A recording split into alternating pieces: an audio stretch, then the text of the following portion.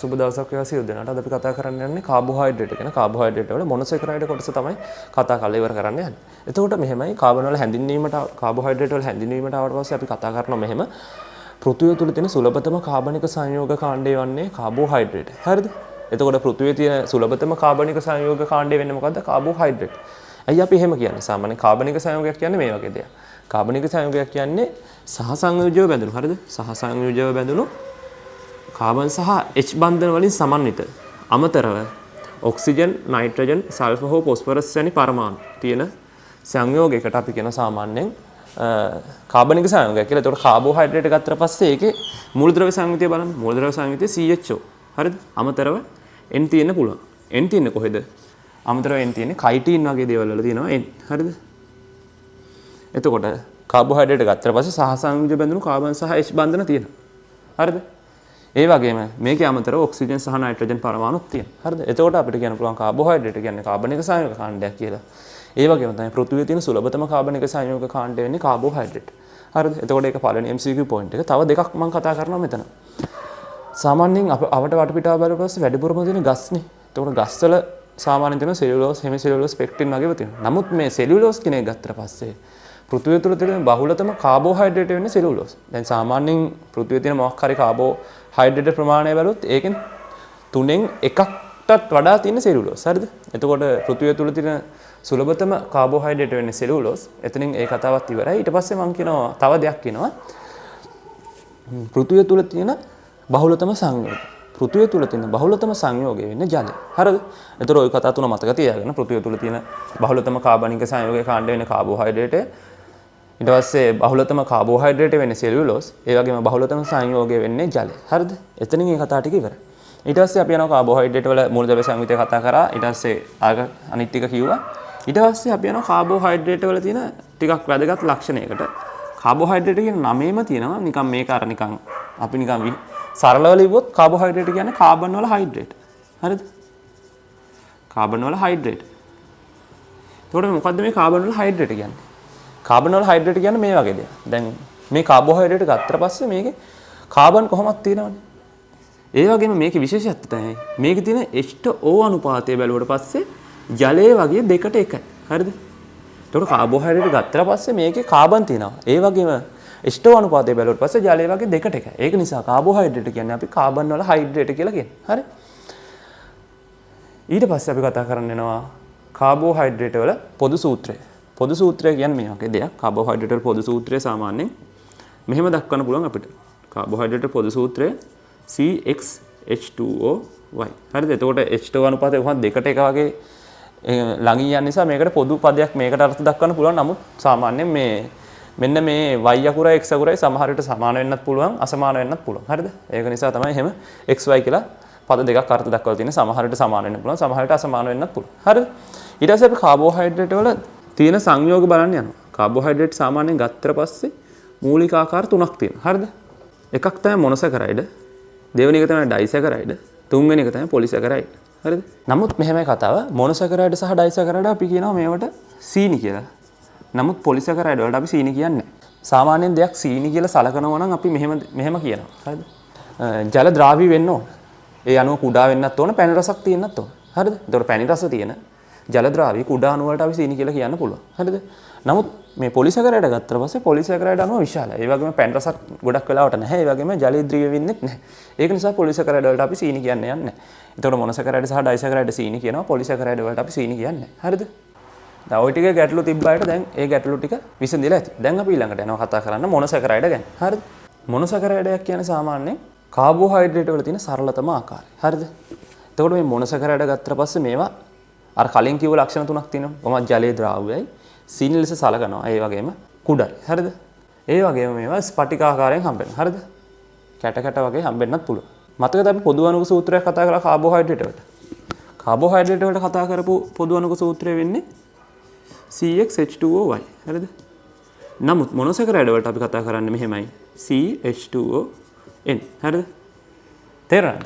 එතකොට මේකට කතා කරන්නේ XY එක කතා කරන්නේ කාබෝහයිඩ්‍රේට් වලට, මොනොසැකරයිඩ් වලට කතා කරන්නේ මෙන්න මේ N කියන එක. මොකද මේකට හේතුව දැන් බලන්නකො මේකට N වලට අපි 6 දාගත්ත කියලා ගමුකෝ.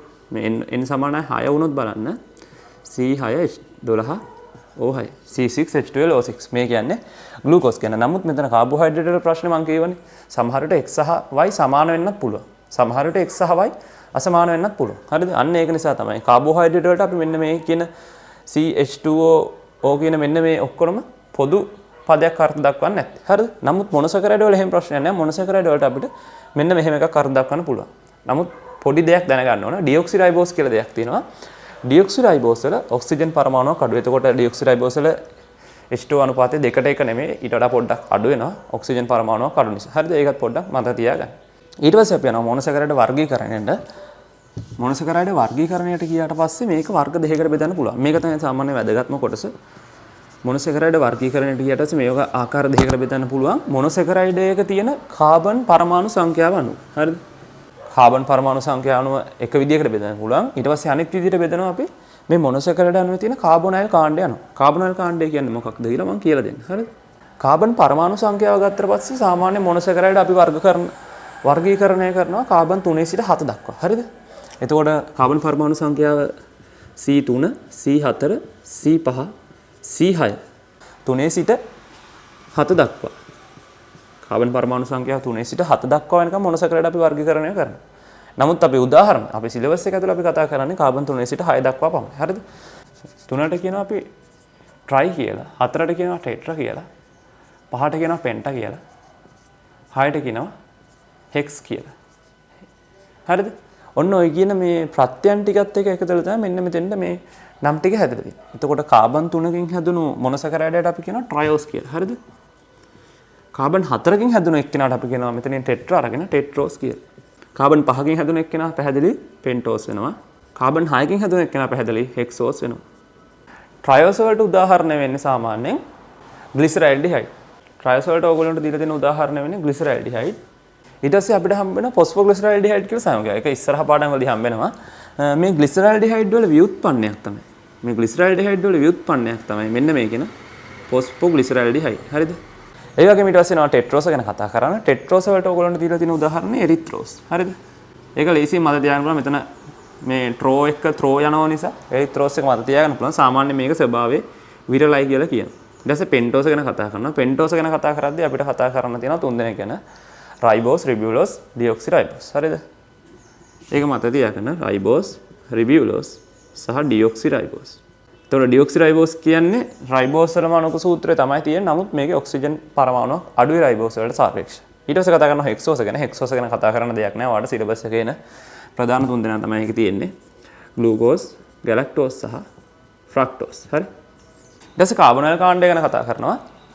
කාබොනයිල් කාණ්ඩය කියන්නේ මේ වගේ දෙයක්. සාමාන්‍ය මොනොසැකරයිඩේ අපි නිකන් ව්‍යුහය ගත්තට පස්සේ සමහර මොනොසැකරයිඩ් හැදිලා තියෙන්නේ මෙහෙම. හරිද?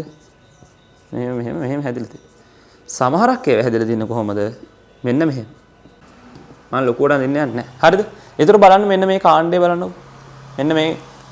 මෙන්න මේකට තමයි කාබොනයිල් කාණ්ඩය කියලා කියන්නේ. මෙන්න මේ කාණ්ඩයේ විශේෂත්වය බලන්නකො. මෙන්න මෙතන තියෙන එකේ විශේෂත්වය. මේකේ විශේෂත්වය ගත්තට පස්සේ මෙන්න මෙතන අපි අන්තිම ටික විතරක් යන්තොත් මෙහෙමනේ තියෙන්නේ. හරිද? මේ මොකද්ද මම මේ ඇඳලා තියෙන්නේ? මේ ඇඳලා තියෙන්නේ ඇල්ඩිහයිඩයක්. හරිද? මේක ඇල්ඩිහයිඩය. හරිද? ඊට පස්සේ මෙතන එක බලන්නකො මේ විශේෂත්වය. මෙතන එක මම ඇඳොත් මෙහෙම නේද මේක එන්නේ?